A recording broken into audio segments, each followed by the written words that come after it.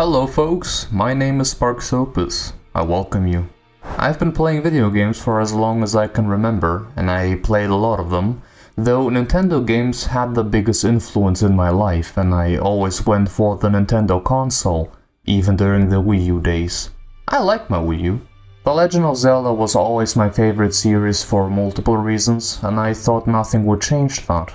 But then I tried this little rather niche game called Xenoblade Chronicles, a series that I never thought I would enjoy as much as I did, and I was so surprised and caught off guard that I started doing YouTube videos because of it.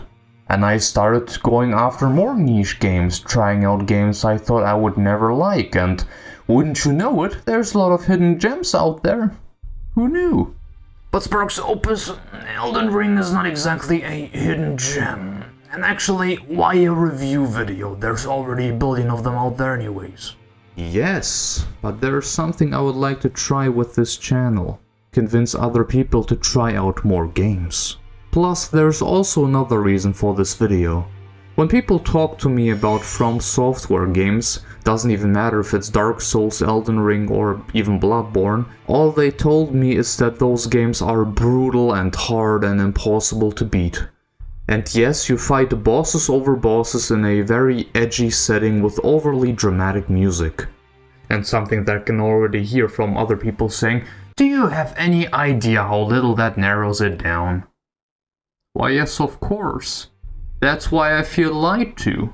People also unironically think that Xenoblade is just about women with large chests. Ladies and gentlemen, in an age where the internet and random people online influence everything nowadays in some way, there is something that I tell people quite often.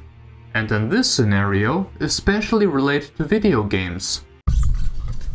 Make your own damn opinion. For the love of God, man. You have no idea how many similarities Monolith Soft and FromSoftware have. Even outside their games. Not just the fact that pretty much most of the voice actors are shared between Elden Ring and Xenoblade 3. No. You guys will never get Bloodborne. And we will never get Xenoblade Cross. And yes, I will come back to Xenoblade here and there, and you know why? Because for me, and many others who actually played the series, this is unironically the pinnacle of what a role-playing game should be. A unbelievably imaginative world, with a story and lore that actually takes itself serious, with seemingly two masterminds being behind them, with preferences for certain types of things. I'm not judging, I respect that. An absolutely fantastic soundtrack and addicting gameplay. Secret, optional areas, optional bosses, characters that feel real, a world that is telling you a story, plot twists, mysteries that are actually well crafted. And so far, there was only one series that had all of that, and made me play through the first game in a single week. Yes, I know, don't ask. And the newest addition to that S-tier list of mine, which also could be considered a developer tier list, is Elden Ring, aka FromSoftware. Right, let's get into it. Do the intro thingy, it took me long enough.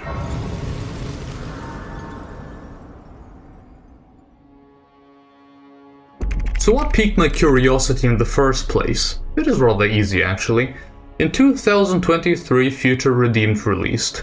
Ending of the Xenoblade trilogy, absolute cinema, peak fiction, holy smokes. I may sound like a fanboy, and I absolutely am. What else am I supposed to say? One of the best storylines I've ever experienced in overall media. Then Tears of the Kingdom released, and...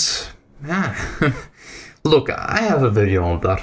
It would take too much of my time anyways to talk about it here. Some Zelda tubers were ranting here and there, also regarding the direction the series is heading, and something that I've heard quite often is that if Breath of the Wild was the next step in what an open world game should be, which it kinda was, Elden Ring would be the next logical step.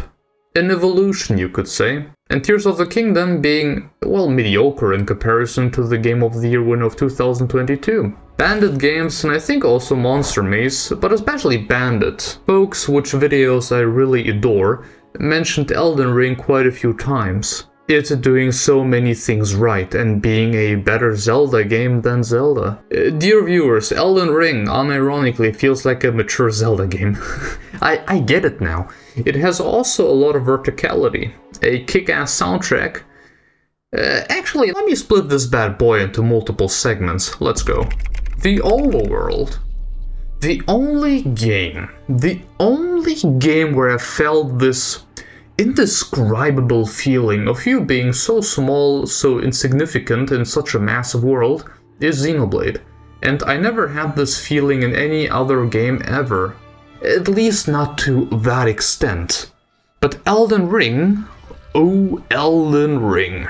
I've never seen so much environmental storytelling going on before. Everything has lore, everything. But it's not just that.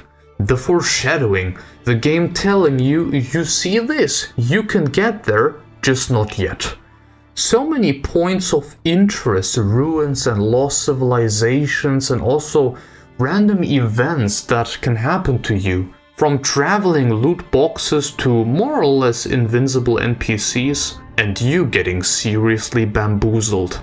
It really has it all. Also, I was talking about Zelda a bit, right? Tears of the Kingdom didn't scratch my, I guess, Zelda itch. But would you believe that Elden Ring did?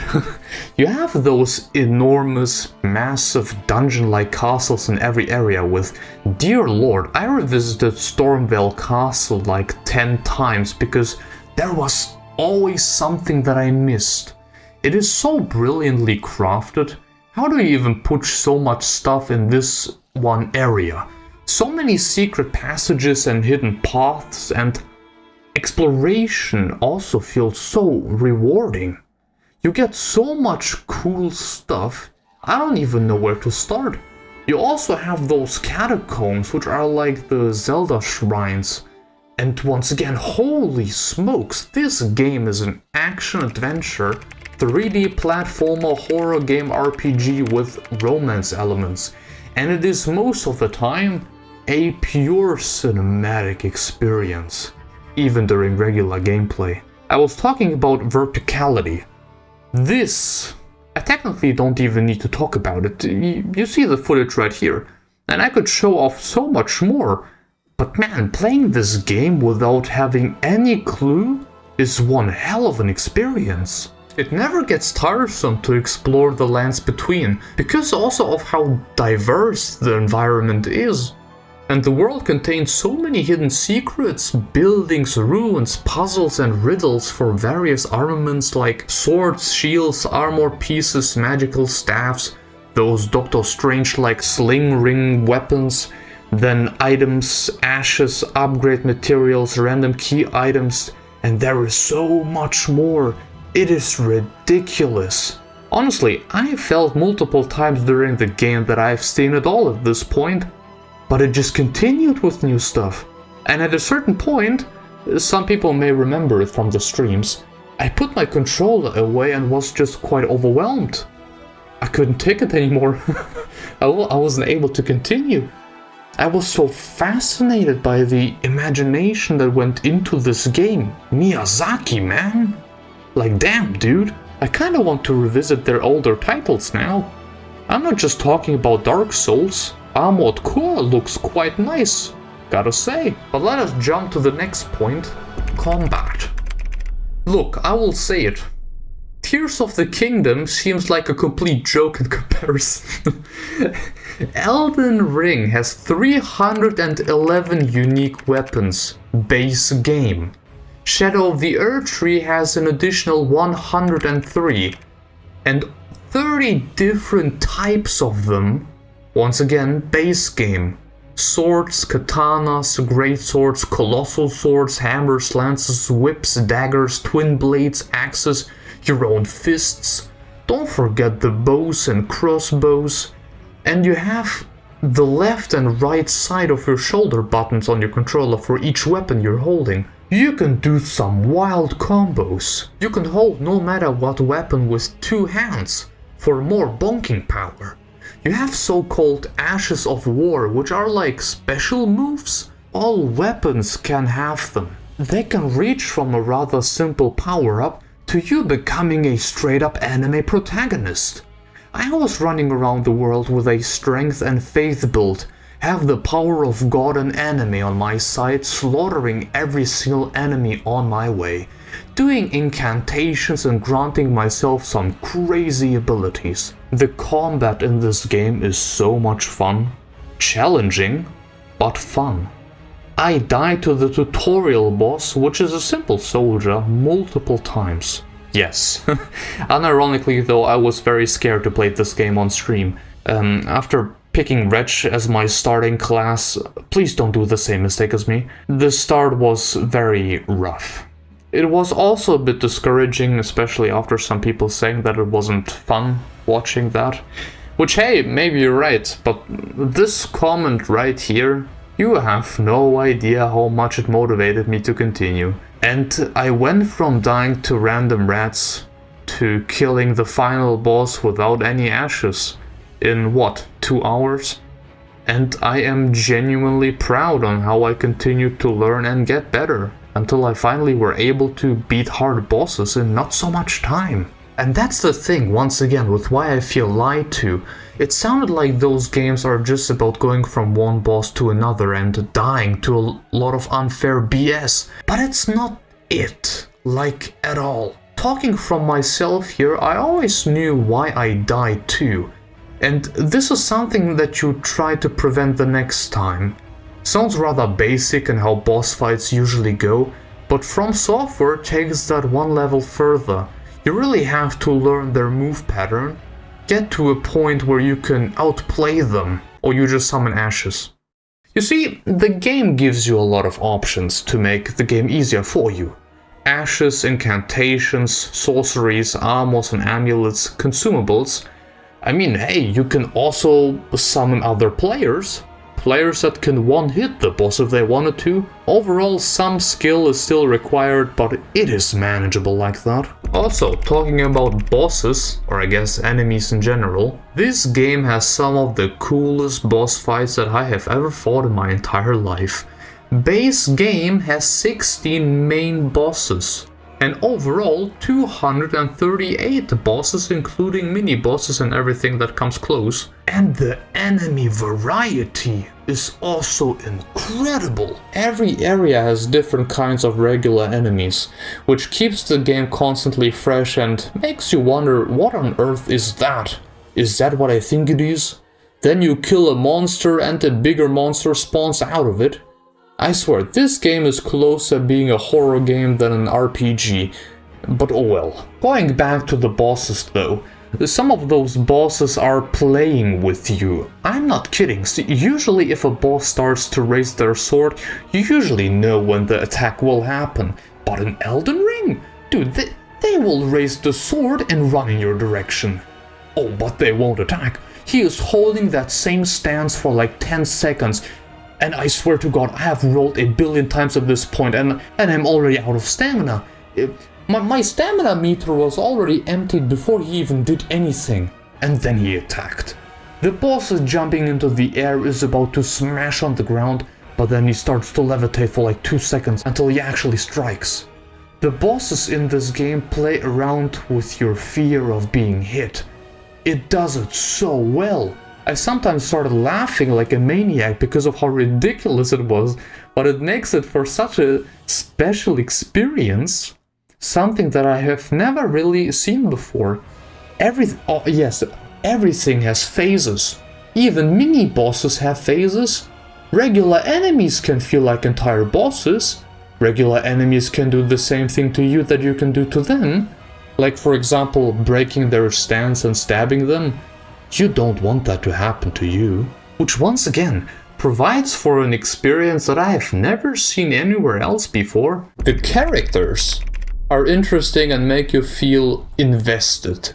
Which reminds me once again of a certain game where there's even smaller characters that you wouldn't even pay attention too much to, but at a certain point you realize how much you actually cared. Relations between characters, mysteries around them, hey, maybe even characters that you never meet, but are still relevant for the story. Also, just like in Xenoblade Cross, Side quests with you having multiple options and you deciding the fate of some NPCs, sometimes even unknowingly. I remember one moment in particular after one hell of a boss fight where I met the end of a quest line and had a decision to make. And it crushed me, man. I was unironically sad. Are there some massive character arcs with some crazy character development going on? Not exactly. But even then, they felt well thought through and enjoyable to interact with. And I think it was nice. I mentioned lore here and there. The lore and universe is very interesting and wants me to know more. I'm not kidding, finding a random dagger on the floor and it tells you the history of an entire empire. Pick up a random flower and you get the info of the beginning of the universe. A slight exaggeration, but you get the point. Fact is, you don't even have to care about the story in the game. The game as it is already quite fantastic. But it gives also those people something that actually care about the story and lore, something to nibble on, you know? The fact that George R.R. Martin worked together with Miyazaki on the world and universe of Elden Ring is so great. That is so cool, and it shows. It works. You can have brilliant gameplay, rewarding exploration, going pretty much anywhere you want with a more linear story and incredibly deep lore, which makes this game absolutely fantastic. An absolute masterpiece that deserves the Game of the Year win, and also all of those 10 out of 10s. This game is one of the greatest games I have ever played in my entire life. Period. The music is also neat. I haven't really talked about it, but the music is also fantastic. I don't think I can add more to that. If anything, you should experience the music for yourself. It is some tasty stuff. Xenoblade Chronicles has expansions that rivals full game releases for only half the price. And I've never seen so much packed into a DLC before by anyone else, giving it such an incredible value. And there comes Shadow of the Erdtree and giving you pretty much Elden Ring 2. I applaud those developers, man, on both sides. Those people are the reason I still have some faith in this industry. It doesn't get much better than that, really. One of the most cinematic boss fights I have ever seen, mad fun to play against too, with a scenery. This entire game is so beautiful. The art direction and stylistic choices are genuinely incredible. I don't know how many times I had to hold on for a moment and just take it all in. I am happy that I played this game. I am happy. I 100%ed it too, by the way. All on stream. I had a very good time with it. Except when... America have mercy upon my soul. Who thought it would be a good idea to not have any menu or anything close to a quest log where I can look up my quests or the quests that I have activated or where I am supposed to go? My lord, some of them are like, talk to this NPC who just tells you that he likes feet or something, then you gotta travel to this location on the other side of the map, pose with some random emote, talk to another completely unrelated NPC who apparently also likes feet, and then go to one of the big castles, kill both of them, loot for a key that only spawns when you hit them both at the same time, that leads you to a new area the size of, I don't know, the Great Plateau from Breath of the Wild. It feels like I'm playing a JRPG from the early SNES and PlayStation 1 times. Some of those quests, how are you supposed to know that? No indication, no nothing. If it weren't for the few people helping me out in chat, I would have missed so much. You will miss out on so much content if you don't have a guide or something close to that by your hand or your fingers. I think it is very unfortunate. This game also has fake walls, by the way, and they only disappear if you hit them. or roll against them. Neat, right? Also, talking about characters, I usually have forgotten their names because there is no name tag about the speech bubble. Why? Some of you people only tell me your name like 30 hours in. People ask me, did you talk to this person? And I have no clue who that person is. You know where the same issue occurred? The map. The map is trash, dude. I'm so sorry. The map from Breath of the Wild and Tears of the Kingdom have spoiled me. Heck, even Future Redeemed goes one step further for completionists, listing everything you have collected or still need to collect. And all those bosses, super bosses and such that you still have to beat. There's none of that here. You can kill NPCs. Enemies can kill NPCs. There was one quest line that I couldn't finish because a soldier followed me onto the roof. Very silently, I didn't notice him. And while I was talking to him, he stabbed me and him both. And he was falling to his demise. Sick. There's also a YouTube short on that, by the way, if you're interested. Talking about fall damage, you either die or do not die. Like, honestly, there is no in between. There were times where it got absolutely ridiculous, touching the ground from 2 meters and being reduced to ashes. You can survive, but this is one of the rarest things that you can experience in this game. Dying is usually the first option for you. Destined death. Let's be real though. The whole jump and run sections are jank incarnate. Is that even a real thing in English? But I guess you'll see it for yourself if you start playing this game. The game sometimes won't let me do my close-up finishers too. You know, those staggering and then doing the crit thing.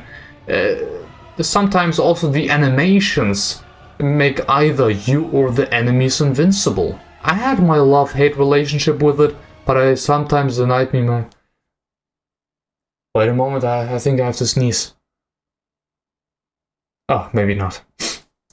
Yeah, but this sometimes denied me my W. And the last thing, which... This game has some weird placements of cutscenes.